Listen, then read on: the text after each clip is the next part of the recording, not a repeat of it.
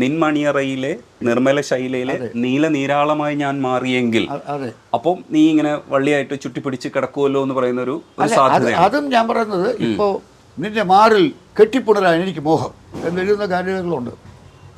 നിന്റെ മാറിയുടെ നുള്ളിയെടുക്കാൻ എനിക്ക് മോഹം എന്നെഴുതുന്നത്. പക്ഷേ അങ്ങനെയൊന്നും പറയാതെ നിൻമണിയറയിലെ നിർമ്മല ശയ്യയിലെ, എന്താണ് നിർമ്മല ശയ്യാണ്, അത് അവിടെ വേറൊരുത്തം കിടന്നിട്ടില്ല. അങ്ങനെ ഒരു അർത്ഥം, അതാണ് അർത്ഥം.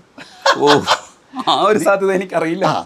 നിൻമണിയറയിലെ നിർമ്മല ശയ്യയിലെ, നിർമ്മലമാണത്. നിൻമണിയറയിൽ നിർമ്മല ശയ്യയിലെ നീല നിരാളമായ, അവിടെ പുതപ്പായിട്ടിരിക്കും വരണം. നീ അവിടെ ഒരു വിരി, ഇപ്പം അച്ഛൻ്റെ അമ്മയുടെ സ്നേഹത്തിൻ്റെ വിരിയുള്ള അവിടെ ആദ്യമായി പ്രണയത്തിൻ്റെ കാമത്തിൻ്റെ ഒരു വിരി വേണം.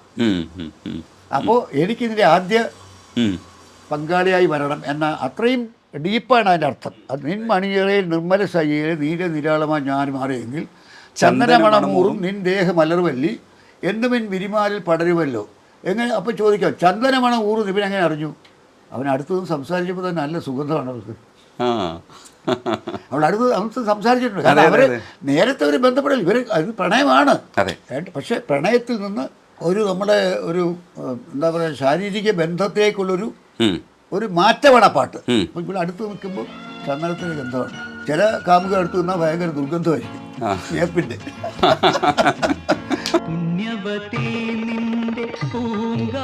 പുണ്യവതി നിൻ പൂങ്കാവനത്തിലൊരു പുഷ്പശലഭമായി ഞാൻ പറഞ്ഞുവെങ്കിൽ ശൃംഗാരമധൂറും നിൻ ദാഹം എന്നും എൻ മുഖത്തോട് അടുക്കുമല്ല. അങ്ങനെ ഓരോന്നും അങ്ങനെ നമ്മൾ എങ്ങനെയാണ് നീയും ഞാനും തമ്മിൽ ഒരുമിക്കുന്നത്, ശാരീരികമായി ഒരുമിക്കുന്നത് എന്നാണ് പാട്ട്. ഫുൾ പാട്ടിൻ്റെ അർത്ഥം അതാണ്. അത് വിവിധ ഭാവങ്ങളിൽ പറയുന്നു.